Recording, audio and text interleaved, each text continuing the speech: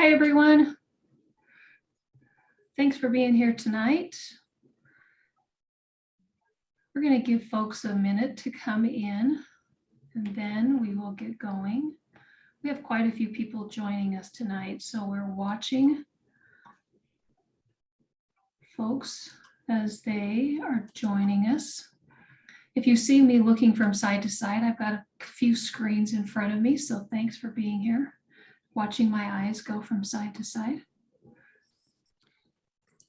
And we are live on Facebook. I have confirmed it.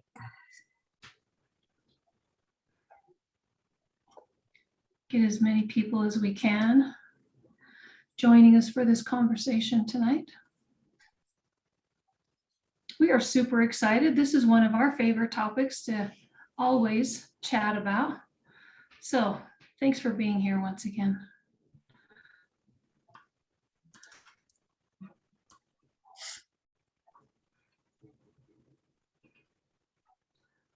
We'll see how this goes. Multiple screens, multiple things.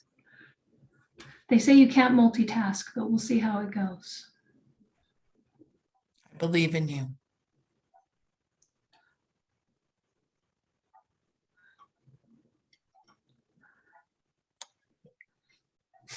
If you would like to share in the comment box your name, that would be super helpful as we go about the evening.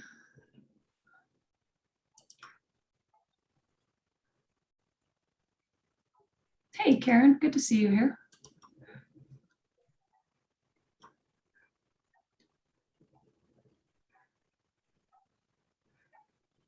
Okay, let's give folks just a couple more minutes and then we will get going. Hey, Sarah, nice to see you.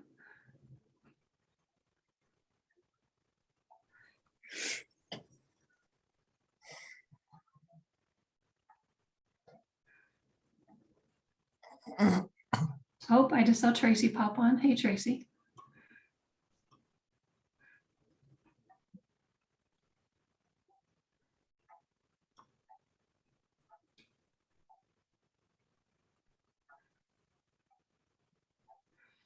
Okay, one more minute and then we will get going. We've got a nice group to start. Again, we've got quite a few people coming on tonight, so we want to use our time well. We've got lots of information to share and then a fun activity. We should always have activities when we're talking about legislative work.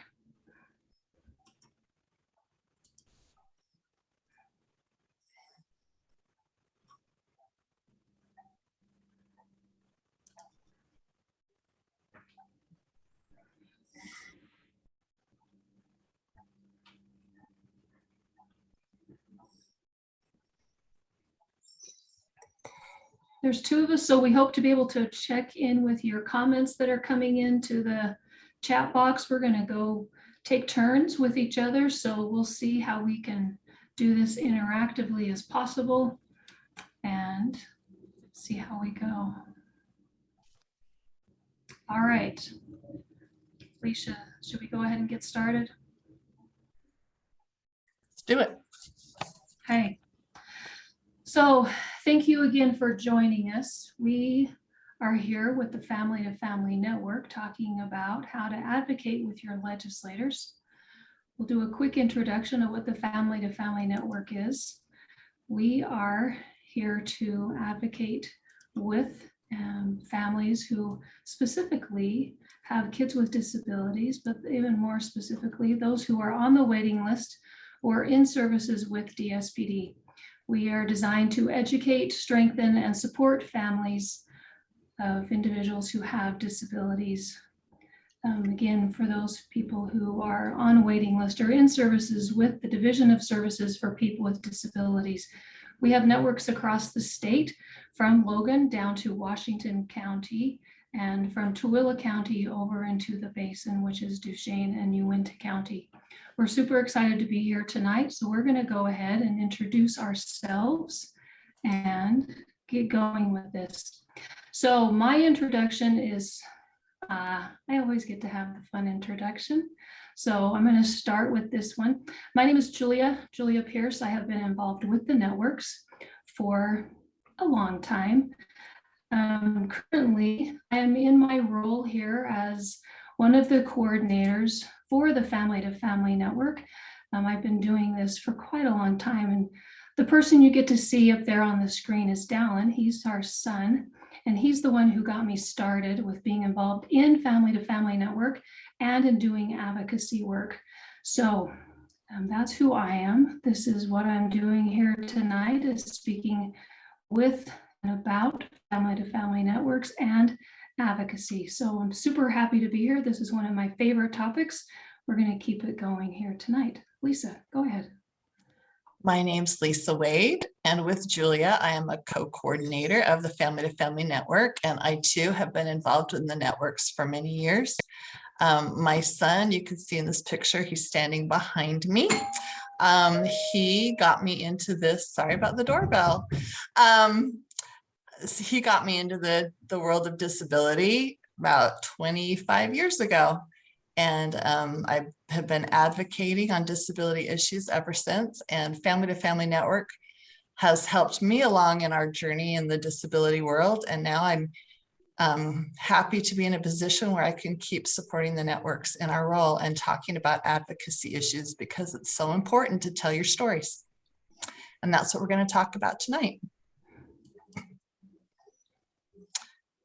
So why does your story matter? Stories can educate people about important programs and services. For example, it seems like every year there's a fight about some aspect of Medicaid, and that's an effective way to use stories to educate lawmakers and community leaders and media. And while Medicaid is under threat almost every year for cuts or changes, the disability community continues to fight to get stories of people with disabilities front and center to tell how these services affect them in their everyday life. Listing the services that Medicaid provides or talking about the programs is fine, but it's not as effective as talking about how it really impacts people and how they live their lives. Personal stories also make policy real. It's easy to talk about big numbers and laws in generalities, but personal stories make these policy implications more real and relatable. So when you're trying to get someone, for example, a legislator, to change their mind on an issue, it can be powerful to have someone from their district share a story about how that bill would impact their life. Stories motivate people to act. They're powerful. They make people feel empathy. And so we can relate to the stories as people tell them. And put ourselves in those shoes, or our families in those same shoes. And for these reasons, stories help us to want to take action. And so it might inspire someone to vote a certain way on a bill, or to make a phone call, or to give a donation, or to support an event because of the story that you tell. And stories empower the storytellers. So stories are a two-way street, and we at the Utah Parent Center and Family to Family Network are honored that we are trusted organizations that people are willing to share their stories with us. And it's our job to ensure that telling your story is an empowering experience, and that you share what you feel comfortable with and how you feel comfortable, and then it helps you to be a stronger advocate. And we're here to provide assistance when it's needed. So Julia, what stories are we talking about? So tonight, again, we are specifically talking about division of services for people with disabilities. Again, Family to Family Network is set up specifically for helping families understand this process, this organization, which is a state agency. Right now, some of you may be aware of this, but let's talk about some numbers. There are over 4,000 people who are waiting for services from the Division of Services for People with Disability. Now that's a big number. If you are one of those families who has an individual on that waiting list, you're like, yeah, we know that. So this is why we're talking about this tonight.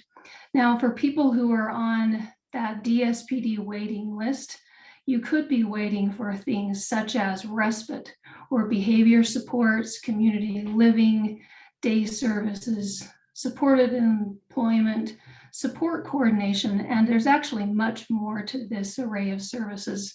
And this is only one piece of what DSPD does, Division of Services for People with Disabilities. There's actually multiple things that this one division does for people with disabilities, but mostly we're talking about the services and supports that are for people with intellectual disabilities and related, what they call related conditions. And that's what we're talking about here tonight, is how can we help our legislators understand what it is that families are going through, the family experience for this individual or individuals within our communities across the state. Now, I will share a couple more numbers at this point, because there are almost 6,000 people in services with this state agency. And then there's many more that aren't on the waiting list yet. So we have this great opportunity to bring some awareness and some understanding, perhaps, to some of our legislators by telling our experiences and our stories. And we're going to talk a little bit more about that. But some of the other things that we can understand is that our state legislator determines how much funding goes to DSPD each year to provide those services, such as the ones that we just talked about, we just listed. And they're the ones who help determine what funding comes to our state agency. And that's another reason why talking about the stories, which is what we can do as individuals, help us to be able to do. So we're going to talk about what story do you want to tell, and perhaps why do you want to tell them?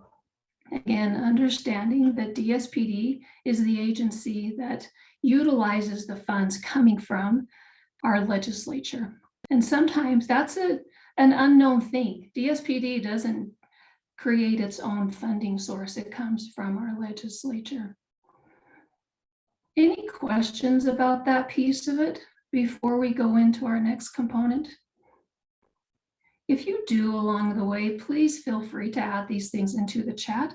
We do want to clarify and add content and understanding throughout all of what we're talking about tonight, because those individuals that we showed, they happen to be our boys, right? But we started doing this when they were little teeny tinies. Our son was 4 years old when I started doing this, and Brandon was, I don't know how old was he? Was 3. So they're not that age anymore. So please ask your questions along the way. But this is what we are talking about tonight. Let's keep talking about it. So in order to do that, we have 2 individuals here with us. We're going to start with Libby. Libby, I know she's here. I saw her come in. Libby, are you here? If you will. I am here. Yay, Libby's here. So Libby is the executive director of our Utah Developmental Disability Council. You think I haven't said that 12,000 times before? She's going to tell us about one of the things that is happening in our state in connection with telling our stories. And Libby, I'm going to give it over to you. Thank you very much. I appreciate it. Good evening, and thank you for having me with you this evening. This is really important stuff that you're learning here today, and I hope that you leave here feeling energized and ready to share some of your life experience. Just a little bit about the DD Council. A large focus of the work that we do is about leadership development and advocacy training. And we spend a lot of time and effort supporting individuals with disabilities, family members, and other disability advocates to help educate policymakers about various issues that are important to Utahns with disabilities. Like Julia mentioned earlier, there are over 4,000 people with disabilities in Utah waiting to receive home and community-based services or Medicaid waiver services. You might have heard them referred to as different things. But but all in all, what these services do is allow people to live in their neighborhoods and to be included and integrated into the communities and neighborhoods where they live. And we have gathered several disability organizations and many individuals, just like you, family members or people with disabilities or friends or grandparents, to help find a way to end this waiting for services. We want to make sure that people with disabilities are able to get the right services at the right time, so people can continue to live where and how they want to, and to maintain a good quality of life. There are a lot of moving parts when it comes to the waiting list crisis and the service system as a whole, but the three that we're really trying to focus on in this initiative that we're calling In the Wait Utah are focused on service delivery, system capacity, and increased awareness about the issues that Utahns with disabilities and their families are facing. We talked a bit about service delivery, and that's about people getting the right services at the right time so they can live where they want. But system capacity looks at how to make sure that everyone who receives services has the supports and service providers to make sure that people have what they need, right? To give the person what they need to live healthy and happily in a community setting. Because right now, our service system is not set up to support that. If we served all 4,100 plus people on the waiting list today, in addition to the over 6,000 that are in services, we couldn't provide everything that people needed. So we need to look at our system capacity and figure out how we can support that to grow with people's needs, and as we're able to bring more people into receiving home and community-based services. So again, right services at the right time, and making sure that our service providers and our different supports and services are able to help people get what they need. Okay, so the other thing that I wanted to make sure that you understand, and I think this has already been covered briefly, and you're going to get a lot more of it as the evening goes on. But why is your story so important to this issue? And as you heard already, Utah's legislature decides how much money to spend on home and community-based services, or again, Medicaid waivers, or human services in general. And when you tell your story and explain what matters to you, you help legislators understand what it is that Utahns need, right? Your stories put the human in human services, for lack of a better way to present this. And your story adds a face to a data point. People aren't numbers anymore. And I know that sounds kind of cold and harsh, but when you figure the job of the legislature is deciding how to make good policy and laws and the best way to spend Utah taxpayer dollars, sometimes they lose sight of the person, and your story helps bring that sense of life, right? Connects them to somebody on a personal level. You make it real, you make it relatable, and you help legislators to prioritize people with disabilities. So it's really important that you share your message, whatever your lived experience is, whatever positive things you've experienced because you've received some services or supports, or how your family's life could be much more well-rounded and happier and healthier if you had X, Y, and Z to help support your loved one, or yourself if you are a person living with a disability.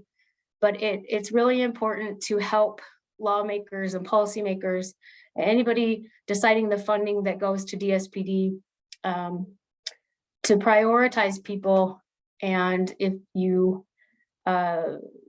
sometimes it's can be a little bit scary, but you don't need a lot of experience, and you'll hear more about that.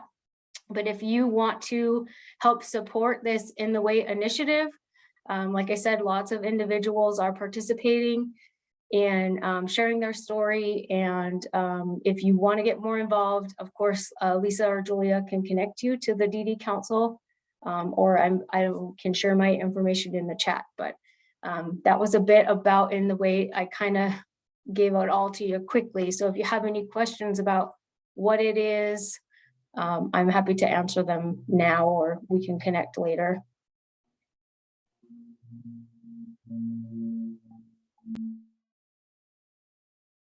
So Libby, I did upload the End the Wait handout in the chat. So if people are trying to download it and are having problems, let me know, and I will make sure you get it via email if you can't get it through the chat.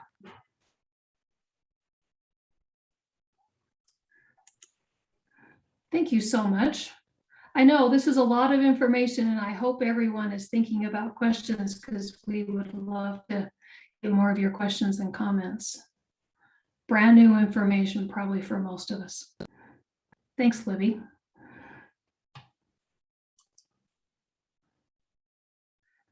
So Lisa, will you look at that comment?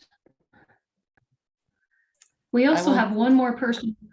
Oh, go ahead. I will do some troubleshooting. Thank you.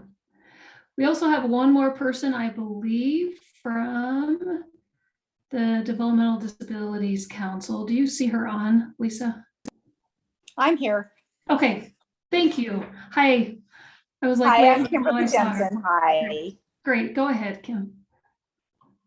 So I was asked in part of this, just taking a few minutes to kind of share my story and what I'm doing on the Utah Developmental Disabilities Council. I am a citizen member and I work with Libby, and I am on the health committee. And so I am a parent of a child with a disability, actually an adult now, is an adult child. He is 23 and he's on the autism spectrum. And we've been on the wait list since we moved to Utah about 16 years ago. And so what we are doing with Utah Developmental Disabilities Council is looking for stories for, I guess, persons who have received services so they can share those services with, or share their stories with legislators, say how much those services have impacted and changed their lives. Because a lot of times the legislators hear from persons that, or individuals or families that don't have services. And so what we would like to do is kind of recruit some families or individuals that have received services and what impacts that has had on their lives. And so we have been kind of, I guess, working with Janet Wade so that we're not duplicating any work you guys are doing. But we would really like to gather information, not just from people on the waiting list, but those that have received services. And for me personally, I have not received, I am still on the DSPD waiting list, but I have received some services with waivers. So we did get some respite care money for my son during a summer for about 3 months. And I had 3 months to use that money. And it made a huge difference in having some respite care workers come in, work with my son and provide transportation, because transportation is our biggest challenge with our son, is that he doesn't have a driver's license, but he is employed in 2 places in the community. And we live in Layton, Utah. And even though we are, we have access to buses and trains, none of the services run by our home. And so it makes it really hard for him to get to work and back.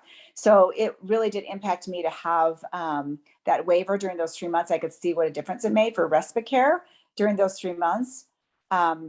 And so if anybody's out there that's willing to share their stories of the services they have received and what has made such a difference, we would really like to hear those stories so we can share those with our legislators. I've been up to the legislature, I guess, every year since we moved here from the state of Washington.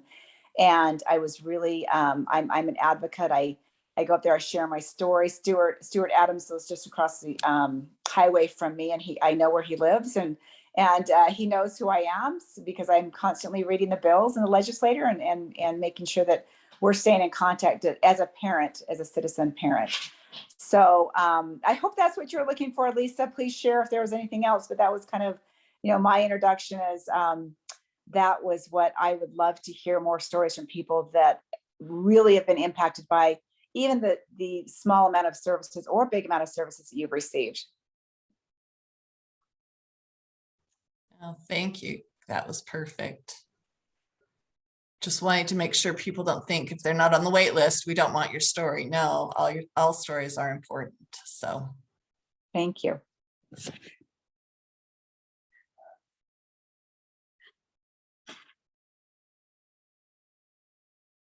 Unmuting. Okay, so this is part of why legislators need to hear your story and go from what both Libby and Kimberly were talking about is that the reason that we share our story is we're citizens. I know not many of us get to use that word because we're also moms and we're also aunties and we're also a lot of words, but we are also citizens. It's a great thing to be a citizen because we have the ability to talk to our legislators and our lawmakers and policymakers to tell them about ourselves in our communities. Now, each citizen, each person in this state has 2 representatives, and we're going to do this. This is really fast. I know people are like, oh no, this is sending me back into grade school and learning about our state legislative process. Just super fast. We're going to go over this to make sure that each person knows that they have 2 members. Each person is represented by 2 members of the legislature. Now, I am an advocacy junkie. I kind of geek out on this stuff. So I find it super exciting to go to our legislative website that is actually very easy to use and super helpful. But we do have a representative and a senator. So all of us have 2 people that we get to talk to. Twice the amount of fun to tell our stories to. I know. I'm going to try and contain it just for a little bit here. But we are members of the community and they are members of the community. Sometimes you see them in the store and you're like, wait, do I talk to them now? Perhaps we can. But we are their constituents and they represent us. That's the beauty of having our legislature being in our communities and us in their community.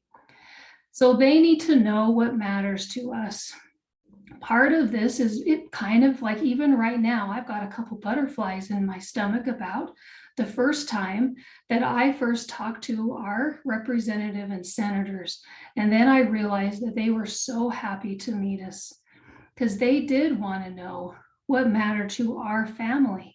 They did want to know who we were and what was going on in our family's life. It then progressed into them staying in contact with us. Now, that took a little bit of time in getting to know them, and after a few Christmas cards and inviting them over to the house, which we're going to talk about how that can work and how you can build towards that or start with that. But this is what we do want to have folks know, that there are 2 people, and how do we go about finding that out? We are going to get to this in just a couple more minutes about how do you find out who your representative and your senator are? How do you begin to tell your story? But our legislature is part of people who are in our community. There are good people there. They do want to know who we are and what it is that is important to us. That's how they know how to represent us. I think this one, yes, there we go. We've talked a lot about telling your story. So how do you tell your story? We're going to talk about a few different ways to tell your story. And the first is written, and we are actually going to help you do a written story tonight. We are collecting stories to compile and then present to our legislators in the upcoming legislative session. And I'll talk a little bit about that in a second. No, I won't. When Libby talked about, and the way the Utah Parent Center has pledged to collect stories and give them to our legislators. And so that's where we need your help to tell us your stories so that we can take them to the legislators. You can also provide testimony where you go to the state capitol and sit in front of a committee and sit at a microphone, and you have 2 minutes or less to tell your story. You can also ask to meet with your legislators before the session starts and they are going crazy. You can even have them to your home if you want and Representatives represent a smaller area than senators, so they're usually the easier first start. They don't have as many constituents, but let them see what it is you live with every day, and that will really tell them a story. And you can also go down to the state capitol during the session and meet with them. And we're going to talk about some ways to some disability organizations. Hopefully you got a flyer, and I will add those to the chat about disability organizations that do have opportunities to go meet with your legislators at a luncheon or a reception or something at the state capitol. And then you can also share your testimony by phone. But remember, in all of these ways, to be brief and to leave it. If you leave a message, remember to kiss them. That means keep it simple and short. So they don't have a lot of time. They represent a lot of people. So just make sure you say the most important things in the briefest way possible. And we found this great video on ways to be an advocate, and you can just use your hand to help you remember how to tell your story. So Julia, will you roll tape, please? Unmute. So I'm going to stop sharing, and then we're going to go to this.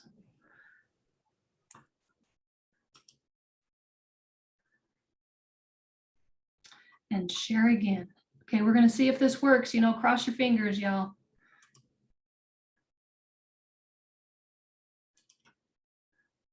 I like Tracy's face right now. She's like, please let it work.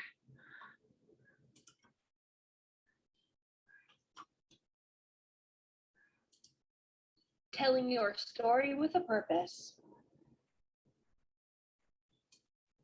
Your voice and stories matter. Talking to your legislator can lead to big changes for you and your community. One way to structure your message is by using your hand. First finger. Julia, we're seeing Facebook. Tell your legislator your name, where. Oh, Hello, Facebook world. you don't want to see Facebook. All right, we'll try again.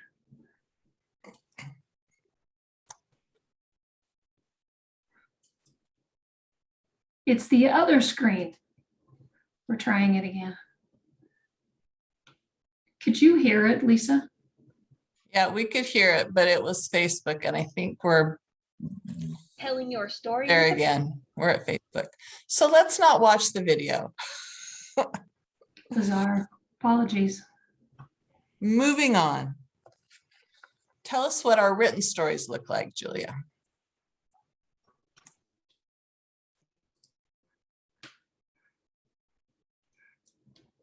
All righty.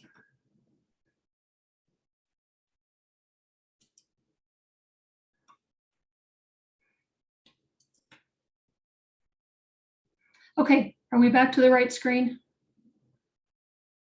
I've got 4 screens up. Yes. All good. Okay, so written stories, beginning, middle, and an end. Who just got a song in their head? We're going to start with the beginning. We're going to introduce yourself in just a few sentences. Now, this for me was very tricky in the beginning. You'll see the very tricky beginning in just a few minutes. But introduce yourself in just a few sentences with your name, where do you live, and again, stating if you're a constituent, which means you live in their voting district. This is a really quick summary of how to be a constituent, but we can go into that more if we need to. And then you're going to share a relevant piece of personal information about yourself. So if I'm talking about the waiting list, I'm going to talk about perhaps what it means to have the person in my family or somebody that I know on the waiting list for Division of Services for People with Disability, or DSPD services. And we're going to make it short, right? Keep it simple and short.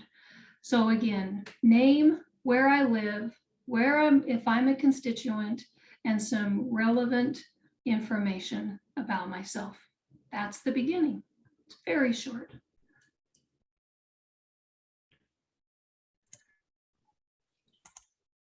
So next comes the middle.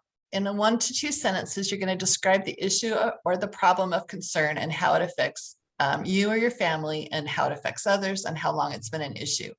So when my son was 3, we discovered that our insurance would cover speech and occupational therapy in general, but it wouldn't cover for him because he had an autism diagnosis, which is considered a mental health diagnosis. And at the time, insurance wasn't required to have what we call parity or equality between medical insurance and mental health coverage. And so that was how I first began advocating, telling them that my son needed this therapy, but it wasn't covered by insurance. And so we had to choose between going into financial hardship to get him the therapy that he needed, or having him do without and miss out. So that's an example of how you would describe your issue. And again, just a couple of quick sentences. And then we're going to end it. So we're going to restate what the need is or the problem as you've seen it, the concern. Restate the request. Now, we don't always have a request. Sometimes we're just talking about who our family is, but sometimes you do have a request, and we're going to go into that in just a moment and how it will affect your family. Lisa just spoke about what it is that would help her son. So how will it affect your family? And then I know we're going to say thank you. We're going to say thank you as we end the letter. That's how we write a story. It is very simple, very short, to the point. 3 things: beginning, middle, and an end. I would sing, but I will save you that trauma for this evening. Tracy, I love your grin. Thanks for grinning. That's it, beginning, middle, and an end. So there are a couple more things to keep in mind. Breathe through this part, because Lisa is going to tell us about these things, and she has nice rhythm with it. And now it's quiet. My son came out to try to join the conversation. I had to encourage him to find something else to do. So keep in mind that you're the expert of your own life. You know your story, and you also know your own style and how you like to talk and to share with people. Do you like to use props? Would a picture or some memento help you tell your story? Do you like humor? Think of ways that you can really inject yourself into your message. Being passionate about a topic is good, but anger can turn an audience off and give them a reason to stop listening or dismiss your comments as just coming from someone who's hot-headed. So remember to be passionate, but keep your anger out of it, because you can catch more flies with honey by being positive and showing gratitude, telling the legislators how much you appreciate things that they've done in the past, or how you have been helped by this program or that particular legislation. We all want to be appreciated, even legislators. And again, give it a kiss. Keep it simply short. Sometimes when you're telling your story, you get very emotional because these things are very close to our heart and very personal, and you might start to cry. And there's nothing wrong with having emotions, but crying may keep you from being able to tell your story, or may be distracting from your story. So try and keep it under control. And if you do feel the emotions getting the better of you, pause, take 3 deep breaths, and then you should be able to move on. Sometimes people like to think of a joke or something funny that they can, okay, I need to think about that really quick to drive away the need to cry. Or having a fidget or something in your hand can distract you and help you not get too emotional. And lastly, get permission from your loved one to share their story. And this is especially important to show that you respect them, and you don't want to do anything that will embarrass them. And so it's a good idea to just make sure they're okay with you sharing their story with other people. So just keep those things in mind, take a deep breath, and share stories. So Julia, tell us about your first story you shared. Oh, unmute first though. Unmute, here we go. Okay, now we're going to share a couple of our letters. Now, this is one of the first letters that I took up to the legislature. This should give everyone hope and stamina and be like, okay, we can all do this. If this was one of my first drafts. This was many years ago. You'll look at that date up there. Our son was about almost 8 years old. You'll see that in the letter. This was one of those drafts that I redrafted and redrafted. Please take a good look at this because this was not a final draft. I was describing what was happening in our family at that time. Our son had been on the waiting list for a number of years. We were asking for something specific in this letter. I kept it to one written page, but this was a draft. I probably made 7 drafts of this letter, and then I hand delivered it to the Capitol because we do live in the Salt Lake Valley and I could go up there. We hand delivered it with our son, who actually loved going up to the Capitol building. And at the time we could do that. Please know your draft will not be perfect. You'll see I rearranged paragraphs, I added a sentence, I scrapped out words. I was just doing a whole bunch of things to our letters. Your drafts do not need to be perfect. The content is your story.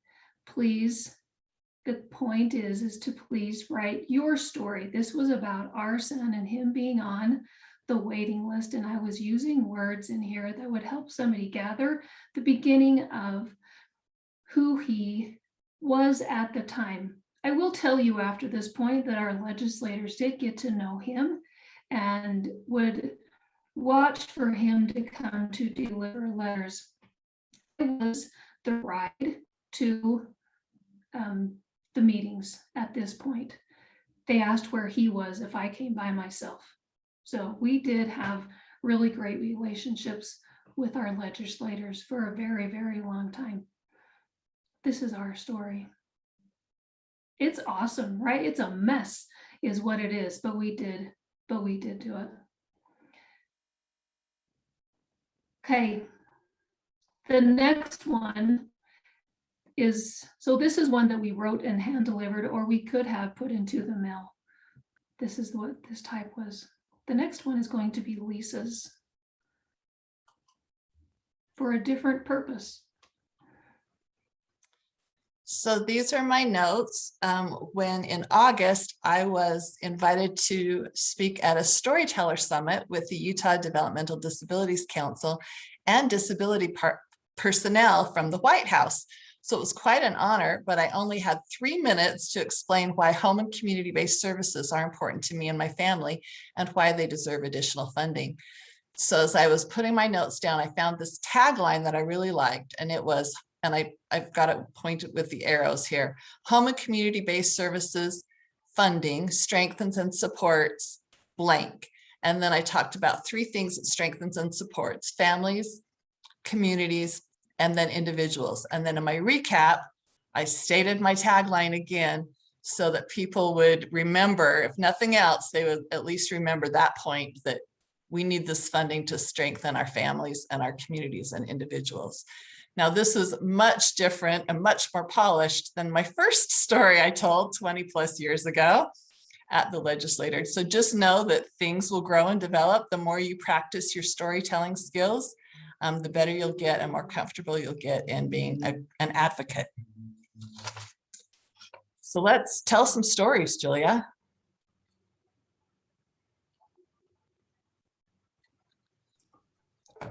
We love being muted. We're going to see if this works. Should we put this into the chat, Lisa, and have people go there with us? Yeah, I will do that. Okay.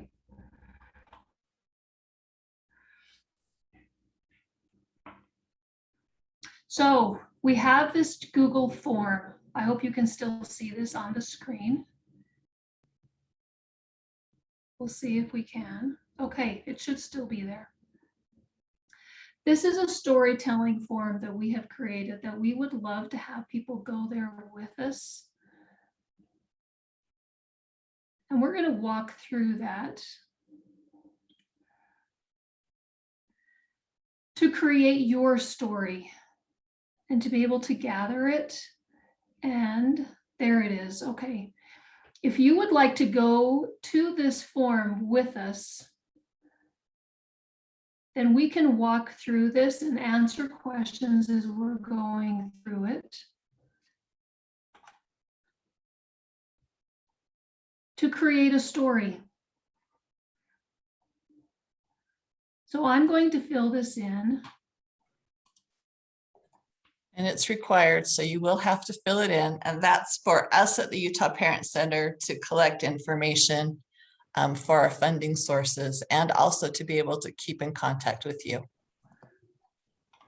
regarding your stories.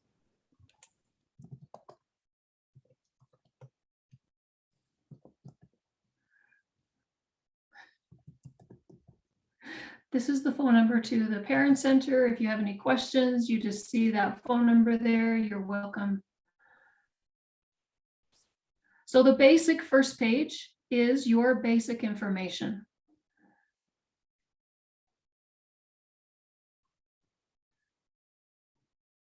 I'm going to go to the next page. So that's my email, first and last name. Whoops, see, I didn't even follow directions. Lisa's like, Julia, could you follow the directions, please? No.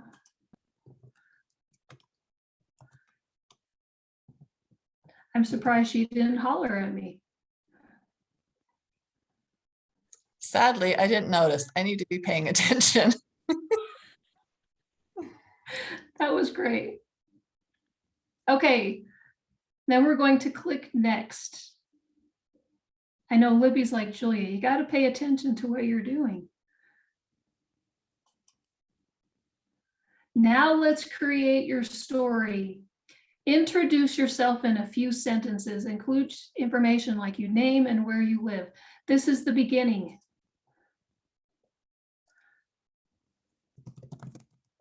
You guys get to see me create a story. Let's see what I can come up with at this phase of my stuff. I think we should have had Lisa doing this. Who agrees?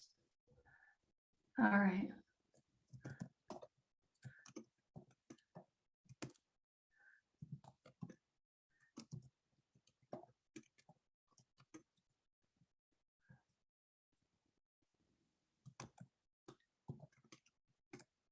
So the important thing, Julia, on the next question is if you don't know who your legislators are. So maybe that's a good spot for you to show them how to do that. So if you do know who they are, then you could just fill this in. If not, there's a link right here that goes to this website that will help you find who your legislators are. We're going to click this and see if we can figure that out. This is our website for our state legislature. And right here, you can put in your street address and your zip code, and it will find who your legislators are. I could just ask Lisa, because she's in my same area. Would that be nice, right? You should always have a friend who knows that. Apparently, I've used this before. I'm going to click find and let's see what happens if I just do that.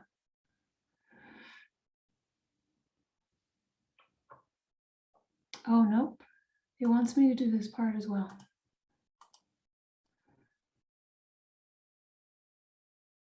There they are. Those are my two legislators.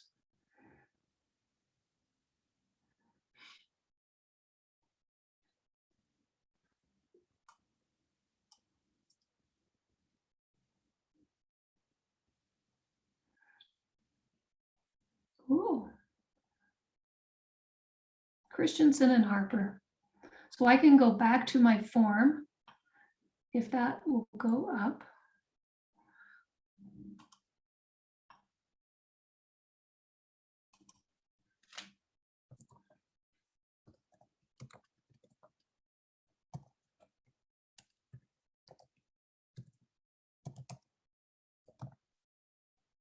So this is all on your Google Map or your Google form.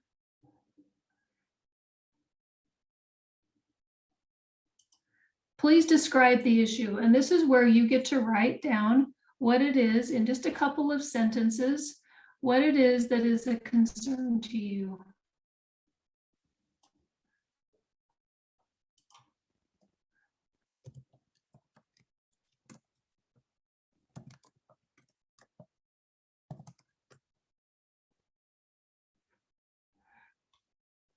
My nephew is on the waiting list right now, so I'm putting down something about the waiting list. How it affects your family.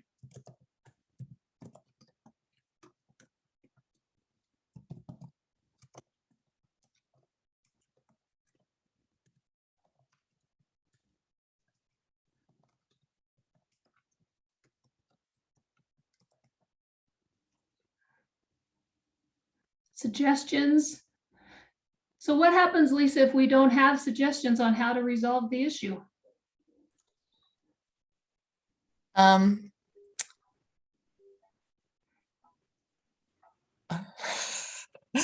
Sorry, I was distracted. If you don't know how to resolve the issue, just ask for help trying to resolve the issue, right? How can you help us get the supports that we need? So this is what happens sometimes. I talk to legislators and they're like, so how would you say that we need to do this? And we can say, I would really like to talk with you more about how to do that. This is where we can work together. If you do have an idea, please put it down. That would be great. Restate the issue. And then we give you a couple of options down here at the bottom. Is this your final draft of your story, and do you give us permission to share it? You can tell us what you would like to do. Yes, this is ready to be shared.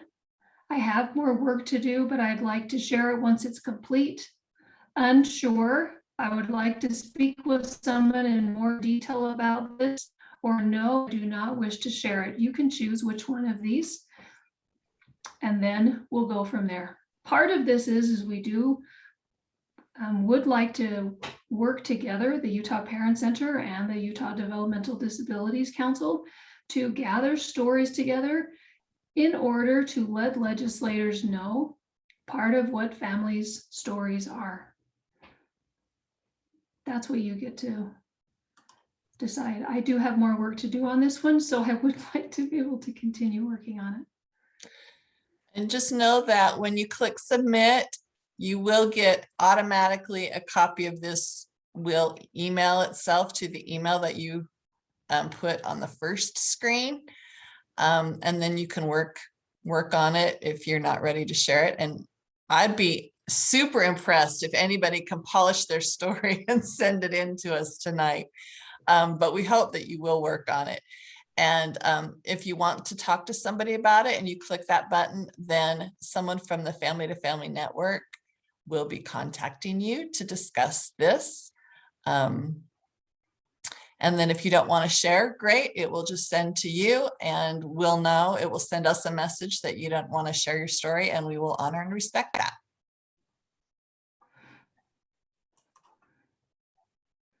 So but hopefully that made it easy for you to tell your story. yeah.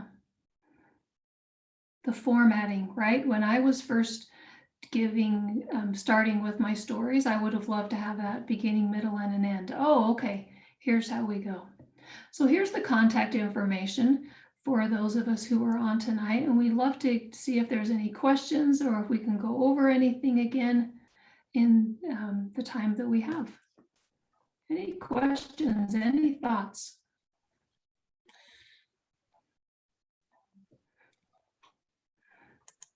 Can we share more than one story? It's a great question.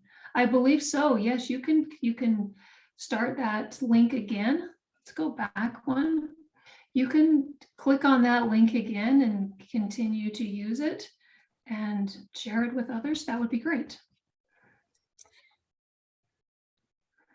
And it was asked about sharing on Facebook and disabilities groups on Facebook. Absolutely. Let people know we're collecting stories and we'd love to have them share. Yeah, and there's a comment here from Tressa saying that you sent your story to the governor and they said to write to my legislators to ask for more funding to help allow for higher pay rates for employees. I heard back and they said they give as much as they can each year to DSPD. What is the next step if there was what seems to be like what made didn't make an impact? Yeah, so part of it is keep going and perhaps combining with others who are working on the same thing. Sometimes we need to keep working on it for a longer period of time. You could contact somebody like Libby with the Utah Developmental Disabilities Council and see if that works into what the End the Wait initiative is working on as well, and see if they're working on things like higher pay rates for employees and working along with other folks, seeing if there are other people to be working on with that. Lisa, you had something to add? I was just say that there's only so much money to go around, right? And so everyone and all the programs and agencies and everybody is wants to get their share of the budget. And so when legislators say, yeah, they're doing the best they can, they're doing the best that they've chosen to give towards this particular issue. They're giving money in all kinds of ways. And so as they're dividing up that pie, they're figuring out who gets how much of what. So I think sometimes if there's loud voices or persistent voices whose stories are compelling and honest and truthful, of course, but and as Julia said, sometimes grouping together can make a big impact. And that's why we're hoping that by having some of these stories compiled together will show unity and power and need in the disability community here in our state. Yeah. Any other questions, comments? Can I just unmute real quick? So I did this with NAMI, and I always had a hard time finding like what bill, like when it's going through its thing, like what bill is specific to like this. You know what I mean? Like, because it's like written by lawyers, I'm sure, and it makes no sense to me. So how do we look to see what that bill is called? So there are two great organizations that work on specific bills along, well, there's three and many more, right? But we're going to start with three. The Legislative Coalition for People with Disabilities has a bill tracker. So does the Disability Law Center. They have a bill tracker, and we can put those things into the chat along with Developmental Disabilities Council, who we just had Libby Oseguera here from. So those are the three groups that do tracking with bills specifically for people with intellectual developmental disabilities. And there's Legislative Coalition for People with Disabilities, that's lcpdut.org. And then Disability Law Center isn't the other one that we mentioned. And these are the ones that can help you fine tune your search when you're looking for specific bills that are related to disability work that is happening during our legislative session. So going from the structure of how to write a letter and then going to it next. So disabilitylawcenter.org is the next one to be looking at.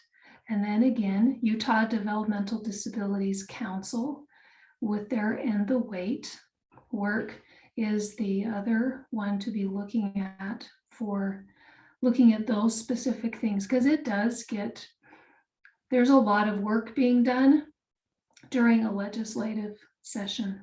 And how do we keep track of that? Those are three really great organizations.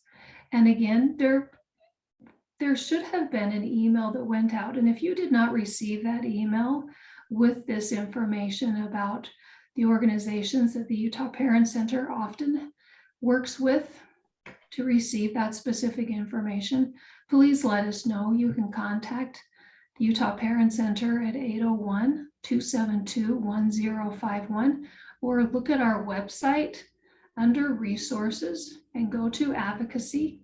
Then you will find that information there as well to look at specific information of what it is that you're looking for. I did upload the 2 handouts. One is the Disability Advocacy Resources List, and it's got information about LCPD, Legislative Coalition, Disability Law Center. Sorry, Brandon just wants to advocate. And the DD councils and also other organizations. But is it Rainey, to your point, sometimes it's not a bill, it's a budget item, and that's a different animal. So they've got budgets and so much is set aside in the budget. Like the governor's list might have the top 20 things that he's going to fund, and then everything else you just fight over the scraps. So those are questions you want to ask, is what's in the governor's budget, what's in, what has DSPD got on the governor's budget, where are they ranked? If they're number 73, not looking good, if they're in the top 20, they're golden. So those are the questions to ask about some budget items. I've seen some things in the chat about specific committees.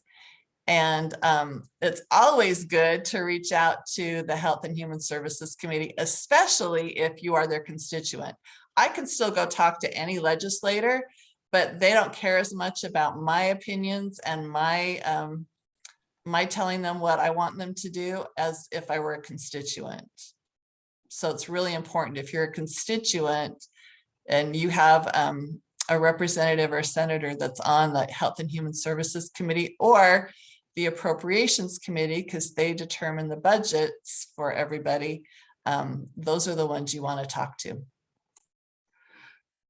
And this is a lot of information if you're just starting in the advocacy, which is why we start with the letter writing. Start with who you are, make sure they know you're a constituent, and tell them about your family, and then being connected with the other organizations that we often stay connected with: Legislative Coalition for People with Disabilities, Disability Law Center, Utah Developmental Disabilities Council, to go into the depth and going into budget and all of the many things. This is why I've been doing this for 27 years, and I still am like, okay, I'm going to keep making sure that my legislator knows me and my family, and now my nephew who's on the waiting list as well, and making sure that he does know that our family received services for a period of time. It all works together. Stay connected. Let's keep talking. I love the questions that are coming in.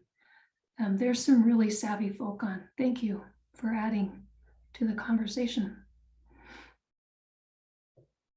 Additional thoughts or questions as we finish up tonight? I noticed that Tressa put in the chat to check on the minutes. They have meetings, standing committee, executive committee, all of that is public. And you can go onto the website and le.state. I don't remember. Anyway, go into that website to find your legislator. You can also find information about what the committees are, when they're meeting, what the agenda items are. And again, if you sign up with a disability organization, then you can get a lot more information about what's going on during the session. They'll keep you posted, and they might need people to come down and share stories in committee meetings, and that's a fun experience, terrifying but fun, to go down and share your story in public comment. I have a comment. This is Tressa.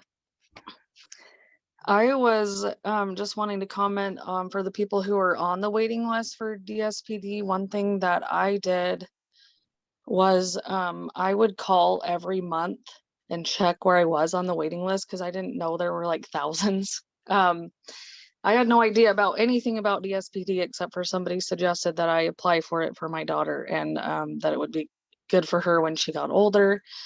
But she's 17, and we got on it, I think like it's been 3 years ago or maybe less. But I called every month and asked for updates, and I just was very, very persistent. And one thing that one helpful person told me when I called, they told me to call every time there's a change in my situation.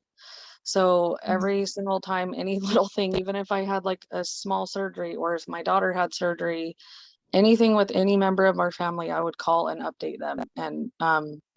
And we got on the list because we got offered a spot just for respite care, and that was what we needed at the time because she was just a younger, and we don't need like group home yet. And then it ended up that once she was on, she was able to get more services. So it's been really great and worth your efforts in trying to get on. So good luck to everybody. Thank you. Thank you. And we are having a meeting at our Davis County Family to Family Network on November 11th, I believe it is, on DSPD and My Steps, which is how you apply for it, and talking about what DSPD is, what it can offer, why there's a wait list, and of course, how to apply. So if any of you need that information, reach out. We will get you a flyer so that you can register for that wonderful evening of information. You can also find it on the Utah Parent Center events calendar, which is, I just put it into the chat if you're interested in any of our Thank you, events. Julia. It's on our events calendar as well, right there.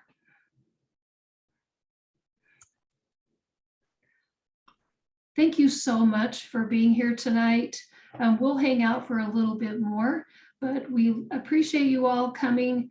Again, we could talk about this just for days, and we don't need to be here for days, but we could. We just love this topic. We've been doing it. Lisa's like, no, we're not going to be here for days. Thank you so much for being here. Please stay in touch if you have additional comments or questions. Contact us, Family to Family Network. We're on the Utah Parent Center website. We're also on Facebook. You can find us most anywhere, and we appreciate that you have been here. And yes, Christine, we need the stories in the next month or so.